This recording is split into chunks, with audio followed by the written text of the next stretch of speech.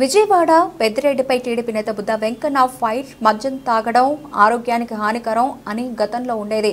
జగన్ జమానాలో మద్యం తాగితే ప్రాణాలు కోల్పోవడమే అనేలా చేశారు జగన్మోహన్ రెడ్డి. పెద్దిరెడ్డి రామచంద్రారెడ్డి, మిథున్ రెడ్డిలు కొత్త స్కామ్ చేశారు.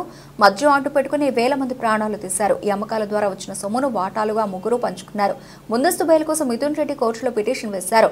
చిత్రగుప్తుడు కూడా రాయలేని అన్ని పాపాలు చేశా, ఇవి కూడా చంద్రబాబు ప్రభుత్వంపై నిందలు వేస్తే చూస్తూ ఊరుకోం, ప్రజలు కూడా వారి అవినీతి గురించి తెలుసుకుని వారు చేసే తప్పుడు ప్రచారాలను తిప్పికొట్టండి పిలుపునిచ్చారు. విజయవాడ పెద్దిరెడ్డిపై టీడీపీ నేత బుద్ధ వెంకన్న ఫైట్ మద్యం తాగడం ఆరోగ్యానికి హానికరం అని గతంలో ఉండేది. జగన్ జమానాలో మద్యం తాగితే ప్రాణాలు కోల్పోవడమే అనేలా చేశారు జగన్మోహన్ రెడ్డి. పెద్దిరెడ్డి రామచంద్రారెడ్డి, మిథున్ రెడ్డిలు కొత్త స్కామ్ చేశారు. మద్యం అడ్డు పెట్టుకుని వేల మంది ప్రాణాలు తీశారు. ఈ అమ్మకాల ద్వారా వచ్చిన సొమ్మును వాటాలుగా ముగ్గురు పంచుకున్నారు. ముందస్తు బెయిల్ కోసం మిథున్ రెడ్డి కోర్టులో పిటిషన్ వేశారు. చిత్రగుప్తుడు కూడా రాయలేని అన్ని పాపాలు చేశా, ఇవి కూడా చంద్రబాబు ప్రభుత్వంపై నిందలు వేస్తే చూస్తూ ఊరుకోం, ప్రజలు కూడా వారి అవినీతి గురించి తెలుసుకుని వారు చేసే తప్పుడు ప్రచారాలను తిప్పికొట్టండి పిలుపునిచ్చారు. కుంభకోణంలో వ్యక్తులు ఉన్నారో వాళ్ళందరూ కూడా జైలుకి వెళ్ళడం ఖాయం. రాష్ట్రంలో 2019 నుంచి 2024 వరకు మా ప్రభుత్వంలో ఎప్పుడు అన్యాయం జరగల. మీరు ఎవరిని వేసినా సరే అక్రమంగా వేశారు, అక్రమ కేసులు అరెస్టు చేశారు. మేము అరెస్టు చేసేది అక్రమంగా 2019, 2024 వరకు దోచుకున్న ప్రజాధనాన్ని దోచుకున్న వ్యక్తుల గురించే మేము చేస్తున్నాం తప్ప ఎవరిని మేము వ్యక్తిగతంగా వాళ్ళ జోలికి వెళ్ళే ప్రసక్తే లేదు. కాబట్టి ఇవాళ నేను చెప్పిన ఛాలెంజ్కి పెద్దిరెడ్డి కుటుంబం వస్తే మీరు సంవత్సరం అయ్యప్ప మాల వేస్తారు. కాబట్టి అయ్యప్ప స్వామి విగ్రహం పెట్టుకుని మీ కుటుంబ సభ్యులందరూ ఈ మధ్య వ్యాపారంతో మాకేం సంబంధం లేదు, ఈ మధ్యలో మేము రూపాయి కూడా తినలేదు అక్రమంగా అని మీరు ప్రమాణం చేస్తే ప్రజలు నమ్ముతారు. అంతేగాని చంద్రబాబు నాయుడు గారు మా మీద కక్ష కట్టాడు, చంద్రబాబు నాయుడు గారు మమ్మల్ని ఊరికే జైలు వేస్తున్నారంటే మీ కాకమ్మ కబుర్లు ఎవరో నమ్మరని తెలియజేస్తున్నారు. పెద్దిరెడ్డి మిథున్ రెడ్డి ఎట్టి పరిస్థితుల్లో వదిలేదే లేదు. వీళ్ళు చెయ్యని స్కామ్ లేదు, వీళ్ళు చెయ్యని కబ్జా లేదు. మిథున్ రెడ్డి లిక్కర్ స్కామ్ల విషయంలో బయటపడి కోర్టులో ముందస్తు బెయిల్ తీసుకుంటామని వేస్తున్నాడు. కానీ కోర్టు కూడా ప్రభుత్వ లాయర్లు ఉంటారు, వాళ్ళు అడ్డుపడతారు. ఇవాళ చంద్రబాబు గారి మీద నమ్మకం చేస్తున్నాడు. ఏమని చంద్రబాబు గారు నా మీద టార్గెట్ చేశారు అని. చంద్రబాబు నాయుడు గారు నిన్ను కానీ పెద్దిరెడ్డి రామచంద్రారెడ్డిని టార్గెట్ చేస్తే 2014 నుంచి 2019 వరకు చంద్రబాబు నాయుడు గారు ముఖ్యమంత్రి. మీరు ఈ స్థితిలో ఉండేవాళ్ళ? అలాగే చంద్రబాబు నాయుడు గారు మీలాగా అక్రమార్జన సంపాదించడం వచ్చినా లేదా అక్రమార్జనల్ని ప్రోత్సహించినా మీరు పొంగనూరులో గెలిచేవాళ్ళ? రాజంపేటలో నువ్వు 3 సార్లు ఎంపీ అయ్యేవాడుగా. చంద్రబాబు నాయుడు గారు దానికి వ్యతిరేకం. మీరు చేసే పనులకి ఫుల్ ఆపోజిట్. ఇవాళ అక్కడ తెలుగుదేశం పార్టీ కార్యకర్తలు చెప్పేశారు, మీ ప్రధాన అనుచరుడు. మీకు తెలియకుండా జరిగింది అది. ఒకరు గుర్తుపెట్టుకోండి, వైసీపీ నాయకులు ఏదో చంద్రబాబు నాయుడు గారు మంచోడు, చంద్రబాబు నాయుడు గారు ఏం చేసినా మన జోలికి రాడు అనుకుంటున్నారేమో. చంద్రబాబు నాయుడు గారు చాలా మంచోడు, కానీ తెలుగుదేశం కార్యకర్తల జోలికి వస్తే మాత్రం ఎట్టి పరిస్థితుల్లో వదిలిపెట్టడు. చంద్రబాబు నాయుడు గారు కానివ్వండి, లోకేష్ బాబు గారు కానివ్వండి, ఎట్టి పరిస్థితుల్లో వదిలిపెట్టే ప్రసక్తే లేదు. ఇప్పుడు వీళ్ళు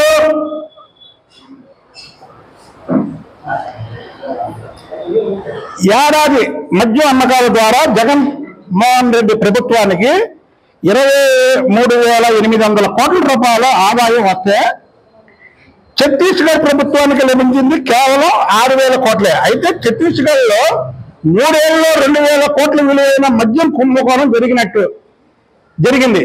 అంటే అక్కడ 6,000 కోట్ల రూపాయలు అమ్మితే 2,000 కోట్ల రూపాయలు కుంభకోణం జరిగింది. అంటే ఇక్కడ 23,800 కోట్ల రూపాయలు మద్యం అమ్మకం జరిగితే 8,000 కోట్ల రూపాయలు ఇక్కడ కుంభకోణం జరిగిందో ఒక్కసారి ప్రజలు ఆలోచించండి. ప్రభుత్వం ఈ స్కామ్ మీద బయటికి తీయడానికి అన్ని ఆధారాలతో ముందుకు వస్తున్నారు. కానీ ప్రజలకు కూడా తెలియాలి. ఎందుకంటే ఇలాంటి వ్యక్తుల్ని గెలిపించుకొని ఆఖరికి చంద్రబాబు నాయుడు గారిని కూడా కుప్పంలో ఓడిస్తానని ప్రగల్భాలు ఉత్తర కుమారులాగా ప్రగల్భాలు పలికిన పెద్దిరెడ్డి రామచంద్రారెడ్డి, నువ్వు చెప్పవా? సమాధానం చెప్పు. నువ్వు కుప్పంలో విరజల్లుదామన్న డబ్బు ఎవరిది? ఎన్ని ప్రాణాలు తీసింది ఆ డబ్బు? ఆ కుప్పం ప్రజల మీద ప్రభావితం చేద్దామనుకున్నాం. కుప్పంలో చంద్రబాబు నాయుడు గారిని ఓడిస్తానని ఉత్తర కుమారుల ప్రగల్భాలు ఎలా పలికావు? ఇవాళ ఈ మధ్య స్కామ్ మీద నువ్వు నీ కొడుకు ఏ సమాధానం చెప్తారు? చెప్పండి. మీరు ప్రజల సొమ్ము దోచుకున్నటువంటి మీరు ప్రజానాయకుడిని ఓడిస్తానని ప్రగల్భాలు పలుకుతారా? తెలుగుదేశం కార్యకర్తలను చంపుతారా? తెలుగుదేశం కార్యకర్తలను చంపి మళ్ళీ ఫేక్ వీడియోలు వీళ్ళే పెడుతున్నారు. చంద్రబాబు గారు పట్టించుకోవట్లేదండి. ఇవాళ వైసీపీ ప్రభుత్వం పోయాక దాదాపు 1000 మందితో సోషల్ మీడియా టీంను ఒకటి తయారు చేసి వీళ్ళే చంద్రబాబు గారి మీద, లోకేష్ బాబు గారి మీద, తెలుగుదేశం పార్టీకి చెందినటువంటి వాళ్ళకు కొంతమంది వేరే వాళ్ళతో, తెలుగుదేశం పార్టీలో ఎవరికో ఒకరికో ఇద్దరికో ఏదన్నా బాధ్యత కలిగితే కలగచ్చు. కానీ వీళ్ళు వైసీపీ వాళ్ళు ఇష్టం వచ్చినట్టు ట్రోల్ చేస్తున్నారు. వాళ్ళ దగ్గర డబ్బు ఉంది. చూసారుగా ఈ మధ్యలో ఎంత దోచుకున్నారో. అలాగే మైనింగ్, ఈ రాష్ట్రంలో ఎవరు మైనింగ్ చేశారంటే పెద్దిరెడ్డి రామచంద్రారెడ్డి ఉన్నప్పుడు ఎవరి దగ్గరైనా లాక్కున్నాడు. మొత్తం మైనింగ్ అంతా పెద్దిరెడ్డి రామచంద్రారెడ్డి. ఇవన్నీ చేసి ఆ డబ్బుతో అతను, వాళ్ళ అబ్బాయి, వాళ్ళ తమ్ముడు ముగ్గురు గెలిచి ఇవాళ మాట్లాడితే ప్రగల్భాలు ఏమైంది? మీ ప్రగల్భాలు ప్రభుత్వం పోగానే ఏమైంది? సంవత్సరానికి ఒకసారి అయ్యప్ప మాల వేస్తావు కదా. నువ్వు అయ్యప్ప సాక్షిగా నువ్వు నీ కుమారుడు అయ్యప్ప విగ్రహం పెట్టుకొని మద్యం కుంభకోణంలో మా పాత్ర లేదు, మద్యంలో నువ్వేం సక్రమంగా సంపాదించలేదు, అలా సంపాదిస్తే అయ్యప్ప మా కుటుంబాన్ని అందం చేస్తాడని ప్రమాణం చేయగలరా మీరు? సంవత్సరం మాలేయడం కాదు. అయ్యప్ప స్వామి చెప్పాడా అలాగా? మద్యం, నాసిరకం మద్యం పోసి ప్రజల ప్రాణాలు తీయమని? లేదు, తీయలేదని నువ్వు ప్రమాణం చేయగలవా?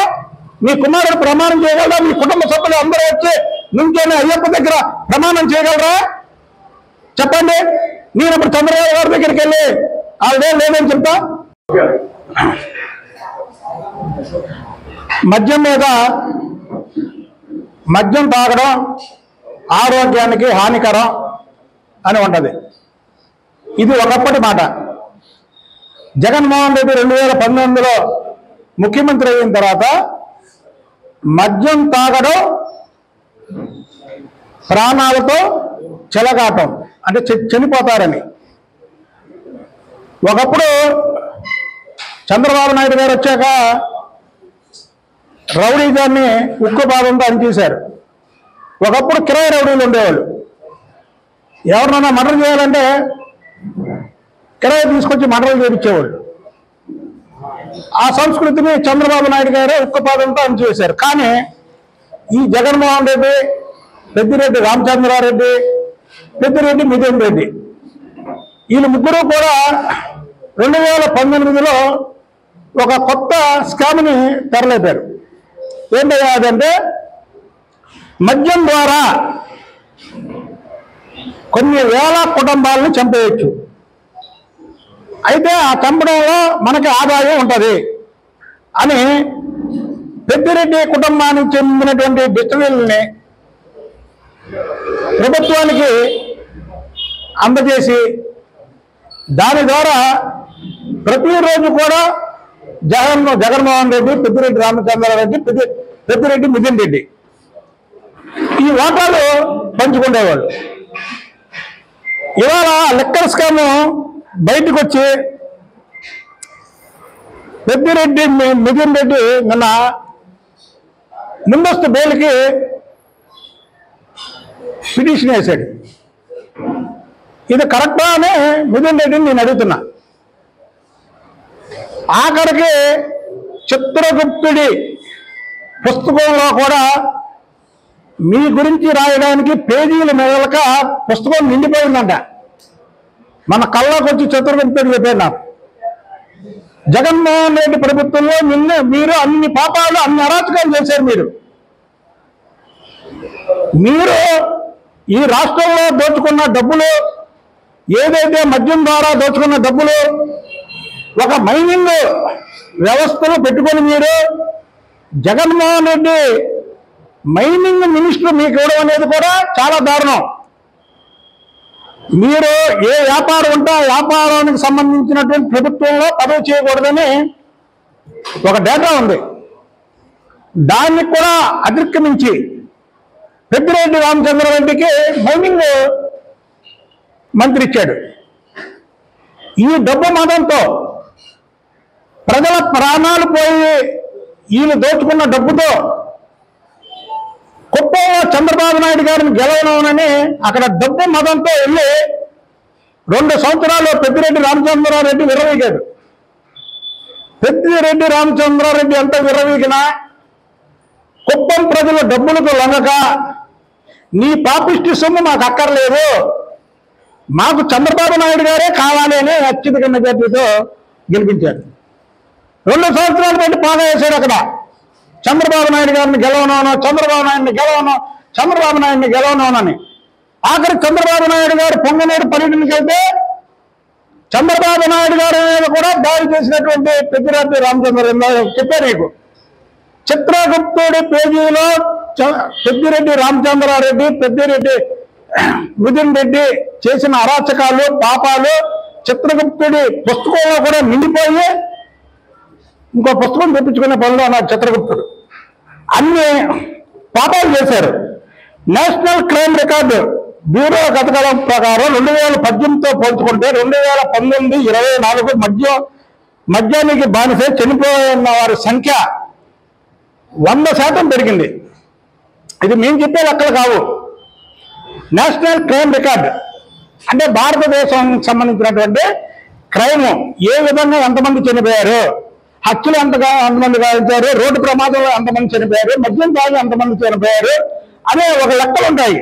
ఆ నేషనల్ క్రైమ్ దాంట్లో 100% మద్యం తాగి జగన్మోహన్ రెడ్డి ప్రభుత్వంలో చనిపోయారు అన్నారు. అంటే ఈ పాపానికి బాధ్యులు ఎవరు? పెద్దిరెడ్డి కుటుంబం కాదా అని అడుగుతున్నాం. మీరు ఇంతమందిని పక్కన పెట్టుకొని మీరు డబ్బు కోసం ఇంతమంది ప్రాణాలు తీసి ఇవాళ మీరు మధ్యంతర బెయిల్ కోసం కోర్టును ఆశ్రయించడం అంటే ఇంతకన్నా తప్పు మరొకటి లేదు. మిమ్మల్ని ప్రజలు ఎన్నుకున్నది ప్రజాసేవ చేయడానికి కానీ అడ్డదారులు తొక్కి వ్యాపారాలు చేసి ప్రజల ప్రాణాలు తీసే వ్యాపారం. మళ్ళీ అది ఏదో ఆర్థికంగా నష్టం చేకూర్చడం కూడా కాదు, ప్రజల ప్రాణాలు తీసే పని పెట్టుకొని మీరు ఇవాళ